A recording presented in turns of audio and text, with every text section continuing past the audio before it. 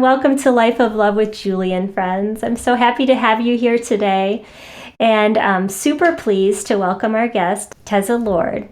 She's a creative force for the here and now, who has said yes to her role as an author, spiritual teacher, adventurer, lifelong teacher, and student of meditation and yoga.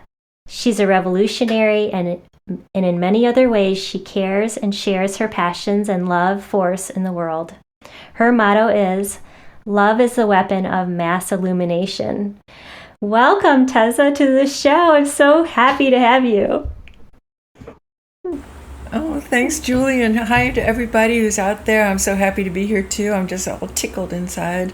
Oh, I know the feeling. I was looking forward to this for so long, and we're finally together, and it's my birthday, and it's like a special birthday conversation, so... Yes, I'm your present. I should be wrapped up. Yes, and just your artwork and your message, and you have your books and your life path. I mean, you live in the moment so much that you've created such a diverse and encompassing portfolio of joy and change that, I mean, I want to encourage people to go to your website, TezaLord.com, because it's just a treasure trove. I mean, talk about birthday presents. That's yeah, there's a lot there to keep you happy. Thank you. Yes, it's eye candy, it's knowledge, it's wisdom. Thank you. I appreciate that. Thank you for showing up. Yes. It takes one to know one. Oh. Whenever anybody gives me a compliment, I don't go, "Oh, gee, gosh, it's nothing." I just say, it takes one to know one. You recognize me because you are it.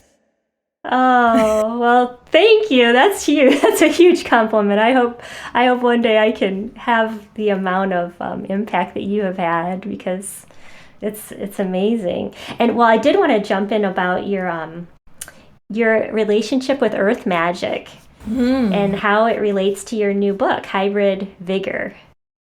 So share with us about that. Oh, I'm so glad we're talking about the earth first, because all that I've learned and all that I have become, and believe me, it's been a long journey. Like, this is not the person who started my journey, and my journey was filled with a lot of trauma and crises and challenges, and one by one I came closer into the light, having left darkness. But the earth is the focus of my love, my spirituality, my teachings, my offerings, my writings, my art, my conversations. And to me, the earth and helping the earth heal is part of and necessary for the modern spirituality that we are all so hungry for. People are so fed up with the material world. It just has no solutions except pain and fear and anxiety. It really will just put us into a bad state, and we'll get sick eventually. Those of us who haven't yet released all those fears and come into the world of love. And so earth magic is basically, as Thich Nhat Hanh says, who's a great Zen Buddhist teacher, we are the earth is us. There is no difference between us and earth. And so when we think about our joy, our happiness, we're talking about the earth's joy and happiness. And that's magic. That's the magical connection. To know that we are all one, not just human beings, not just the sentient creatures, all the animals, but the earth itself, which is alive. I mean, it's alive. It's just throbbing with life. It breathes. The atmosphere, it's its breath. And so, to me, the magic of tuning into the earth means the true spirituality of our day and age. We don't go into a cave anymore and just, meditate or chant and just feel good. I mean, that's very nice, but then what? We bring that awareness and that love and that consciousness to the earth, and that's the earth magic. And my latest book, Hybrid Vigor, is really about the awakening and the revolution of consciousness that is happening and each one of us can make happen to our own selves, because it's a ripple effect. If each one of us awakens to this higher consciousness, this relationship with the earth, then it happens to everybody around us. So the power is in sharing it. Oh yeah, it's not just saying, oh yeah, I get it. I got it. No, okay, you got it. But then what? That consciousness, when you have that connection to the earth and that love, that feeling of connection, then it's impossible for people around you not to feel that. I think so. So that's the revolution, right? That's how the world is transformed. Yeah. And It's paying attention. The revolution is to release from fear. And yes, we have to do that individually. And then it happens as a global family of humankind.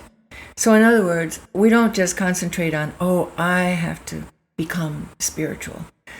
Yes, it starts with wanting that, but you can also just dive right in and say, well, I'm going to connect my energy with the earth. That's the magic connection. I'm going to connect with the earth and realize that we together can become whole and healed and become more aware. I don't have to concentrate on my stuff, because really there's something much bigger going on. Much, much bigger. Yes, and so what is like a simple advice for somebody just starting out, like walking barefoot on the earth? Or do you follow how your soul wants to connect to the earth? What do you tell people when you say, oh, you connect to the earth?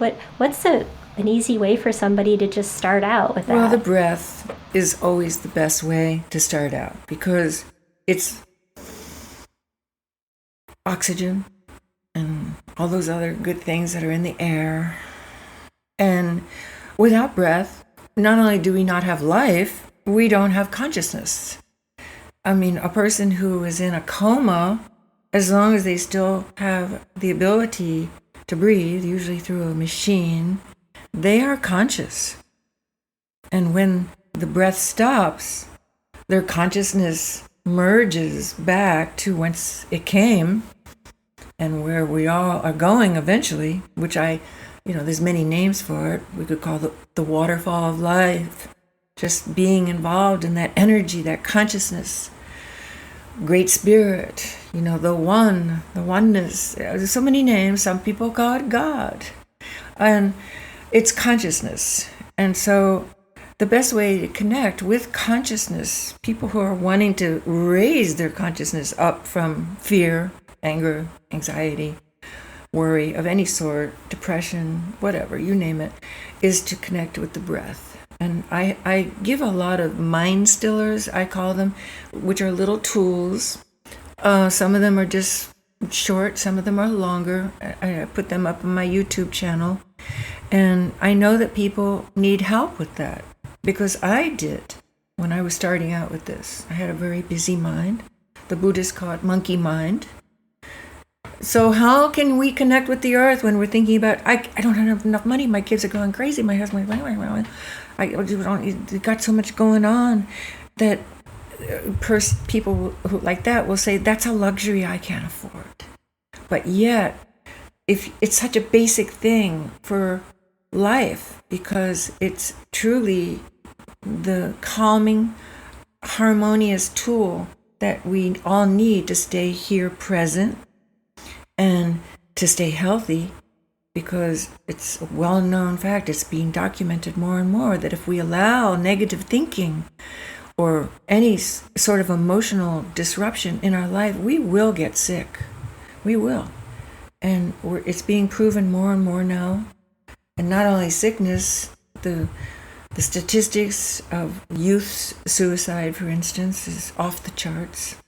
So we have an obligation right now to not allow negative thinking in our minds. We just have to stop it. And so by saying to ourselves, oh, I don't feel so good, that's being aware. That's the first step. Oh, I remember, I'm supposed to breathe. Well, okay, now what? well, then that's more awareness. So it starts with awareness. And it's almost too simple. Yeah, people, right? when they realize, what? To be spiritually aware is that easy? I say, yes, it is that easy. Yes. It is. It's like, why do we complicate things? I don't know. It's like the bong on the head, it's the anvil on the Tom and Jerry cartoon. I said, people always protest, it can't be that simple. I mean, we've got this and this and this. We got the economy. We got, the pandemic and dual rule. And we got Uncle Harry and Cousin Sue and all that stuff. And, oh my God, inflation. So, but really, what is life all about? It's to be aware of life. It's to be aware of the present, what's happening right here. And if we don't have that, then we're pretty bereft of the joys of living. And who wants to be unhappy if they have a choice? And we all have choice. Right.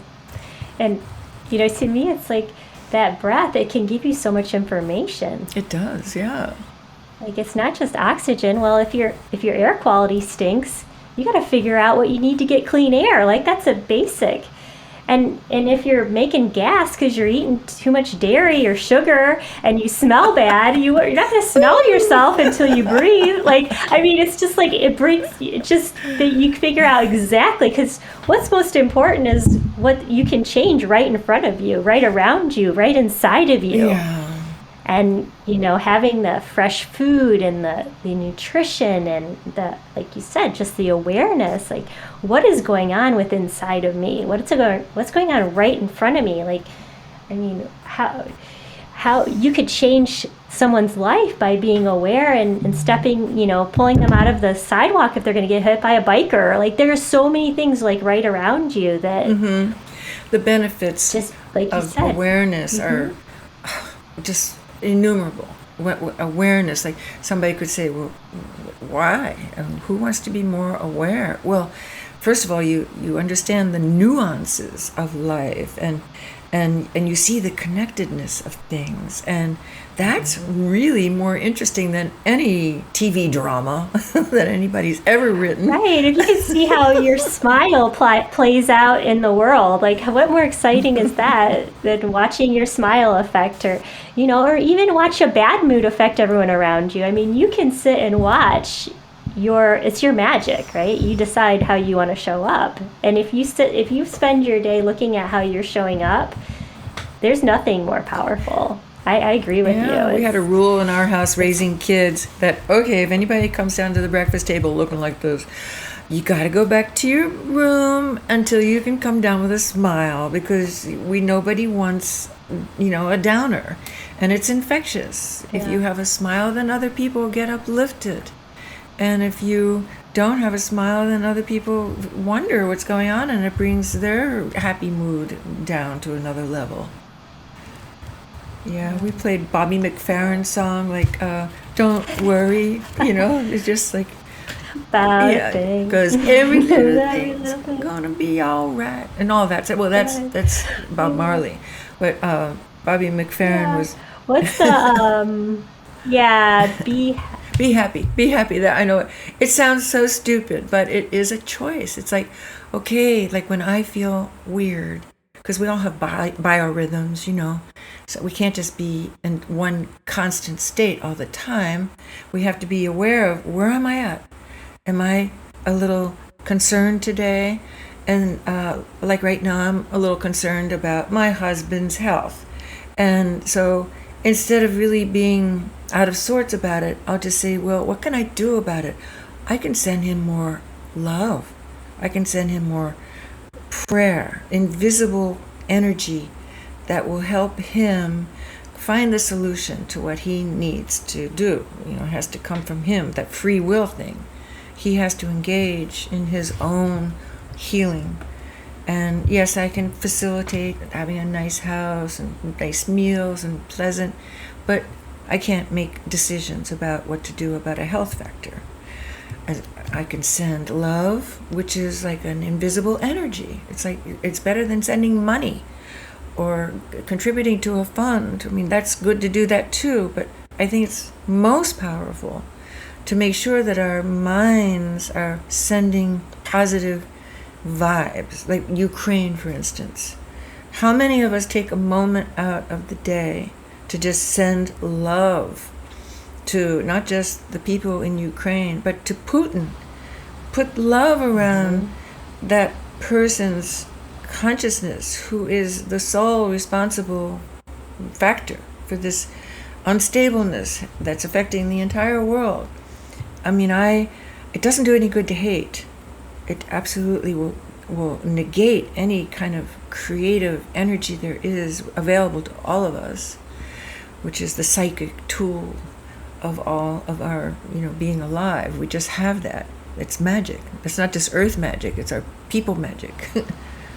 But right, I love how you give the advice, and like it's getting to your breath and then getting to sending love. It's not just being in yourself, it's like projecting it out. Yeah. You get to yourself and then you project it out. So I think that's a really powerful thing for people to take away. Yes, and certainly we have to work on, if we feel damaged or if we feel out of sorts about certain things, if we just focus on love, though, rather than saying, oh, I've got to explore, like what happened in third grade that really messed me up. Oh, you don't have to do that. It all gets taken care of when you allow your consciousness to just ripple energy around you, which heals what needs to be healed. And truly, you don't have to go in there and have psychotherapy or, you can always go and check yourself a little bit to see if anybody has any helpful hints. But the self-healing of sending love to yourself first, wherever you need it, and then once you have this ability to generate love, which is a consciousness, psychic thing, then you start using it. You could use it on your pet. You could use it on your situation with economics or manifesting a love partner or anything. And you just made me think of the angels, because when I have trouble just getting to that place of love, I'll ask the angels to support me. I'll say, angels team. I call in my team and I say, I need help with this, and can you send some clarity to my friend who's making bad choices about his activities, and can you send clarity and health to the muscles? And it's just, the angels can really help, and it's part of your your intention in your sending the energies. You're opening up to that idea that you're a divine person. Yes. And sovereign. You have the ability to see exactly what's wrong and to send the energy to fix it. And likewise, you can also, it's almost like we have a little demon sitting on one shoulder and we have a little angel sitting on the other. And it's almost like, okay, which one is going to be on duty and doing the work for us? Because when we forget it's our choice and we fall into worry or fear, then the demon is more or less activated and saying, oh, I'm going to be scared and send out anxiety. We don't want to do that. We don't want to add to the misery of the collective consciousness. We want to heal. So we look at our angelic energy, which is right here all the time. It's not like out of touch. It's right a part of us. And you say, okay, you're on duty now, and we need help, whether it's something personal or the Ukraine or a friend who needs help healing. And I truly believe that the angelic forces, which I work with quite a bit, are within us. It's not outside there. We don't have to say, wherever you are, come. It's here. It's just activating our higher connection, our abilities to feel the divinity that we all are. And by divinity, I mean sacred. We are all sacred beings. We're not just these, like the Hindu gods and goddesses. They have so many. They have the goddess of war and the god of, rain and all this, just like many of the indigenous people. We're not the personification of those things, but our very existence is sacred. And all you have to do is be around somebody who's just been born to feel that, or who is ready to leave, who is going to merge into that waterfall of consciousness. And I've been on both sides of those experiences, and that truly is the proof of our divinity, the sacredness of life. And there's just an altered state that happens, and we can't deny that. Knowing that for yourself and then seeing it in everything and everyone around you. I mean, suddenly the anthill has a purpose, and that, like Right. every being is fulfilling a role, and it's a divine thing. Yes, there's harmony. There's this equilibrium in this world and in this cosmos. And even something that we might say, oh, why do we have to have like alligators or sharks or poisonous snakes? And they're necessary for the balance of nature, which we are part of. People forget that we are animals. We are part of this earth. I mean, it's almost like out of the humus. Like the word human is connected to humus, which is the ground covering of the forest. As the leaves fall, it's covered, the ground of the forest is covered with humus. And that is where the word human came from, because we came from the earth. Although there's lots of proof that we are also connected with the whole cosmos because of the cellular energy and they're finding out, like science is catching up with spirituality. It's so wonderful. The God particle, and they were always looking for what is this one thing that every single thing in existence has. It's so tiny, it's smaller than an electron, and they called it the God particle, the Higgs boson, which is, to me, consciousness. But they discovered it recently, and it was a wonderful thing to celebrate. They called it the God particle. That's kind of its nickname. I love that. I know. I just love it when science catches up. It's tongue-in-cheek. It's tongue-in-cheek, but the people who, it's officially called the Higgs boson, and it's one of those things where they were searching for it for decades, ever since Albert Einstein. I'm kind of a science buff and space buff. I love science because I was working with the earth scientists early in my career of spirit explorations. And science is really catching up with spirituality. Everything that, like the ancient scriptures talk about, by the scriptures I mean not just the Bible, the Old Testament, but the Vedic scriptures, which is the foundation of the yogic philosophy, which is my path. And that was the basis of Buddhism also. Buddha was a yogi, where the theory is everything is connected. There is nothing that is out of the connection of life. It's like a web of life, a web of connection. And that's the sacredness of our awareness.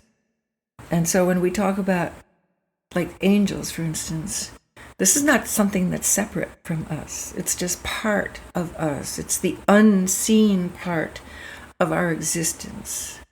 And whether people connect with that or not doesn't discount the fact that it's real and it's available to anybody who wishes to explore that energy of working with the unseen forces. The latest book that I just finished, the one I'm looking for a literary agent for right now, has a lot to do with working with the unseen. And to me, it's that, whatever, like you said, it's however you relate to it, but it's getting to that place in your heart where you're calm and you're peaceful and you have hope.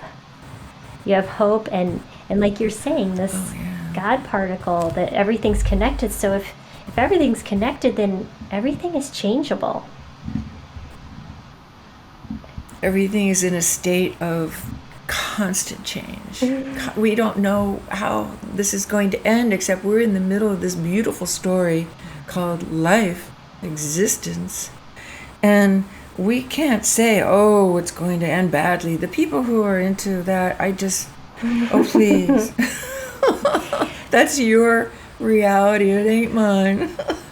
I just I don't laugh at them. I'll just say that's just not my reality. And we create our own reality. And my reality is magical. And yes, I'm aware of the things that are going on that are challenging. We won't go into those because it's always going to be a list of challenging things, always. What's challenging today is going to change from what's challenging tomorrow.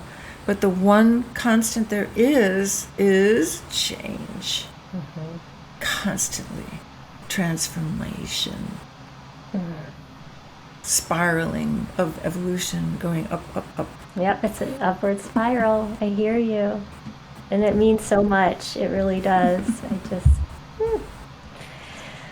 And my view is, people are just going to get tired of fighting these wars. We're going to run out of the money. There's not going to be any money to fight these wars. And honestly, I haven't met a single person who seems like they want to fight lately. Like, I don't see militant people. And I do live in Georgia, and there's a lot of guns in Georgia. There's some fear. There's a lot of stuff going on in Georgia, but I don't see that where people, even in the worst neighborhoods in Atlanta, there's compassion, and there's people surviving to live. Don't get me wrong, there's violence, but it's not stemming from hate, it's survival. So we can get down to some survival, like how do we care for each other? There's such opportunity for us to rise up with each other, and whatever neighborhood you're in. I mean, if you see hate and pain, and you can do something to help, that's helping the collective. So, I mean, I just feel that that's the way the world's going. We're gonna get beyond this war stuff. People are just gonna say, I'm just not into it. Doesn't make any sense to me. Like, what are we? We're definitely at a crossroads, and it's becoming so obvious. These war machines, it's getting very old, and the new war is spiritual. It's like, this isn't acceptable anymore. We're not accepting this. This is the status quo. That's old. We are already in the middle of a consciousness revolution. It's already going strong. And when people are aware of what's happening worldwide, because I'm involved in it, as you are too, we're both podcasters, we both do our spiritual, helping of the world. There's this huge, incredible movement of the positive thought movement, of the spiritualization, of transformation. I mean, many different ways of describing it, but it's a shift from the material world into the spiritual world, and that's the theme of Hybrid Vigor, actually the book we started talking about, which is, we people who are alive today are called Homo sapiens, which means we think. Well, what I'm talking about is we are evolving into Homo spiritus, and that is a choice. Each one of us can rebirth ourselves any moment of any day, saying, I'm not going to just keep thinking. I'm going to be in this higher state, which is to be connected with my sacredness and everybody's sacredness. And that's Homo spiritus. And that gets rid of all these labels, these divisions, these expectations that are put on people that, it's just a recipe for disaster to have these kind of, judgments. When we judge another thing, when we judge ourselves, it's, that's something to, when you're feeling in that vibration, or you're watching the news, or you're listening to any kind of fear structure, that should be like a red flag. Get away from that message, because any judgment is not the direction that we're going in. Well, the people who get off on watching the news and seeing, every little minutia of the horror, I think they're addicted to the drama, addicted to the adrenaline, because those are, adrenaline is a real chemical that goes through your body, and, and it takes you away from that peaceful openness that allows you, it's almost like a portal in your mind, the metaphysical organ, not your brain, your mind, which is connected to all. And when you're filled with adrenaline, it's just clamped down. You're in the fight or flight mode. The ancient part of our brain, the amygdala, is in control, and not the more sensitive, developed, higher. Yeah, so people have to get away from watching the news. I can relate, because if someone's watching the news, then they're watching it, they're not a part of it, and they can separate from it. They're like, oh, that's on the news, right? It's not part of I don't have to deal with that part of the reality, because it's something I'm watching. And you think you're doing something by paying attention to it, but it's actually adding to the fear. And news people, it's entertainment. People specifically pick on things that are stimulating and negative. So that's another question I had, and I think it's pertinent to what we just talked about. So when you're finding yourself in a low vibration, or you're low, or you're in a situation with a low vibration, do you have advice for dealing with that low First of all, energy, to go for the highest expression? Absolutely. One, like I said earlier, you have to recognize that you're in a low vibration, and that's being aware. So congratulations, that's the first step. So you realize that you're in a low vibration, and then you say, what can I do to change it, to alter it? Because it is our choice. We have free will. We don't have to stay in a low vibration just because the rest of the world is going to pot. We can, even if we're in prison, we can change our vibration. Because I know this because I taught girls in prison. That was one of my books, In the Eye, about how I helped imprisoned girls at risk who are very angry and very nervous. And so what can you do?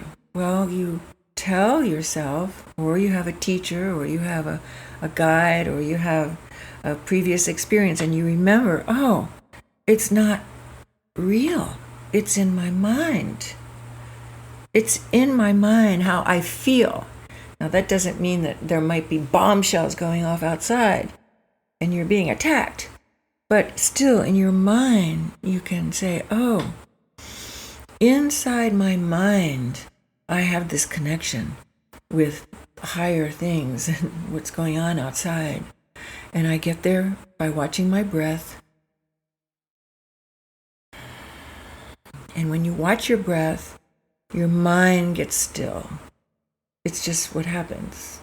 You can't do thinking and observing the breath at the same time. So you watch the breath, and then you calm down. The adrenaline has dissipated in your body, or sadness, or whatever emotion it is. It could not just be fear, but it's a negative state. And then you say, wow, I can almost watch this negative emotion just dissolve and leave me, because I choose to have it leave me. I do not want it in my life. I do not want to have it deeper. And now that I've recognized that it's there, I'm halfway there. The awareness is got to be, negativity is unacceptable. It's just got to be. Thich Nhat Hanh, I'm reading his beautiful books about engaged Buddhism, which is really how can we help the most, not only our fellow man, but the earth. We can help the most by absolutely refusing to have negative thinking, because negative thinking permeates the universe, the unseen forces, and it just promotes more negative thinking. It's a ripple effect. And so our very first obligation for those of us who want to work in these realms of helping the earth and helping our fellow man, and also helping ourselves, is to be aware of the fact that we have a choice.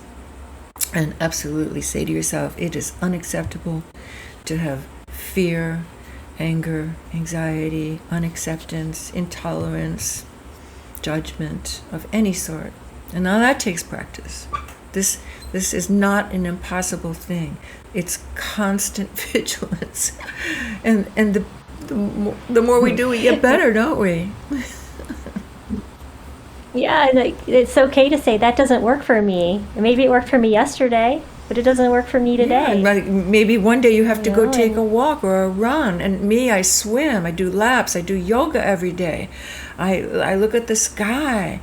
I mean, I was in the surf the other day and I was having a religious experience just with the waves hitting me, because I had not had that experience for a while because of something I was going through. And so the waves was like, wow, what an amazing experience to merge with the ocean, the true ocean, rather than, to me, consciousness is like an ocean also.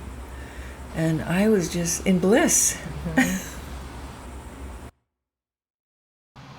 I know, I can relate. I was walking back I wanted to see the sunrise on my birthday and it just so happens the beach is on the East Coast, so I was like, let's get up and walk. And I was just taking in all the sacred geometry of the seagrass walking down to the beach, and then the senses, the sensory experience of the sand and the wind, and you just let it go through your hair, and your hair connects your spirituality. I mean, you really feel your hair move and open up to this experience. And this is something you can't buy. This is out there for you. You can feel the breeze wherever you are. You just have to go search it, search for it. So I think that's a really powerful message that you brought today, is just connect to your environment and be open to that connection and relish it, just that moment that you get this precious time. And you talk to anyone on their deathbed, they go, it goes too fast. It just goes too fast. Every moment's a chance to live the life of your dreams. You have to just decide. And easy, even for a city dweller. I used to live in New York City. I've lived in Boston. I've lived in major cities, Tel Aviv, even in Israel. The sky is there. The sun, the moon, the stars. And there's always a tree. And there's always like a little plant that you can grow in your windowsill and just see the miracle of life. I mean, who can say that this life is not sacred and divine and a miracle when they see a seed pop up? That, I know, that just gets me every time. I don't care how many times I've planted a seed. Whenever it pops up and says hello, I'm like, oh, yay! It's something so simple, but that's the simplicity of the spiritual decision to embrace this consciousness. It's that simple. And we're all seeds. We're all seeds of love. So if we plant our seed in a fertile heart where there's positive and hope, positive vibrations, then we will blossom as we are meant to blossom. That is so powerful. It's just, if everybody listening could do that, picture themselves as a seed. And you're going to water your seed with love and positivity. And then you're going to show up. You're going to pop through that soil. You're going to live through these challenges. You're going to have things that try to knock you down. You're going to have, like, life gets heavy. But that's so you can rise above and shine, and you can bloom. Yes. Thank you for that insight and that visual. It's just such a great. I want to go paint a picture now. Just like you inspired me. I use the image of I call them thought seeds. I talk about that a lot in my writing. How we plant thought seeds in our consciousness, and maybe we're not aware of it, but they are seeds, and it's how we nurture them. So whether they are going to bloom and blossom and unfold and flower and fruit and have great abundance, or if we just don't even pay attention to them and they wither away and go away. It's our choice.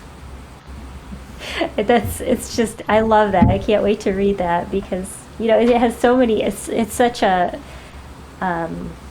a practical way to look at your thoughts as little seeds. And you don't want to plant a moldy, trashy earth. You want the best fruitful soil you can find, and you deserve it. And I think that's another thing people need to understand. They deserve to be happy. They don't have to live with any past hurt. You can, like you said, you don't have to relive it. You just choose, you acknowledge it and choose to go on, because it was a part of your journey. I just want to add one more thing to that, though. Sometimes we have to go to what I call the wall.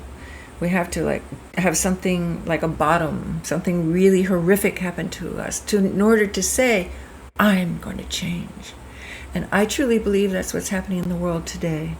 The entire world is in crises. The atmosphere, the climate change, the terrorism, the inflation, the wars, the blah, blah, blah, everything is in crises. And it's like humanity is being pushed against the wall, saying, oh yeah? You think you're going to keep going the way you're going? Well, no. Slam us against the wall. And then, one by one, we choose to go the other way, which is the spiritual, the road less traveled, the one that was hard to choose until we realize that we have no choice. This is the way we must go to live. It is. That's the survival of humanity for us to fix the things that we have allowed through not paying attention. We got to fix these things and take care of ourselves and the earth, and it's that simple. Yes. It's that simple. And it's that necessary too. It's kind of now, folks, let's wake up. I mean, truly, this is the time of the awakening. It's an exciting time to be alive. It really is. And I hope that you planted a seed of hope in my audience. And I want to wrap this up for you today, because I know you have other things on your schedule. But thank you so much, because you sparked a lot in me, and I just adored this conversation with you today. Oh, I'm glad. Well, if anybody wants to join my efforts, I have an email list. If you go to my website, you can join what I call my army of the love of light, and just stay tuned with all the things that I'm involved in, and it just feels so good to realize that we are a tribe of awakened sun dancers. Yes, just dance in the sun, dance in your light and your divinity. Mm-hmm. And know that the things that seem obvious and the things that seem so simple those are your gifts. I mean, I've seen that over and over again. You don't see your gifts because they're just part of who you are. So enjoy that, because you think it's just, you take it for granted, but that's part of your light. And you woke up today for a reason, so let's give it our best. Life is a gift. It is. It truly is. Oh, well, thank you so much. Thank you so much, birthday girl. Yay. Wow. I always feel so good. So exhilarated on my birthday. I usually say I'm not going to do any work. I'm just celebrating all day. I know. Well, this was just, when you said my birthday, I was like, yes, I think that's the best way to spend the morning of my birthday. Let's do this. Oh, great. No, I'm so happy for you. Well, thank you. All the best. And I will put a link to your website in the comments for the show, and everyone can reach you. And let's keep fighting. Let's keep our love revolution going. You're my soul sister in this mission. Yeah, it is. It's a revolution, because we have to spread the word. Don't just say, okay, I got it, I'm happy. No, don't be selfish. Spread it. And the more you spread it, the more you realize there's a lot of people that feel the same way you do. Yeah, people are desperately seeking happiness right now. Mm-hmm. Oh, thank you so much. Thank you. Thank you for joining us today, and we look forward to the next episode. As always, you can reach me at www.youneedapeptalk.com. Be well, my friends, and enjoy each day, as each moment is a chance to live the life of your dreams. Take care.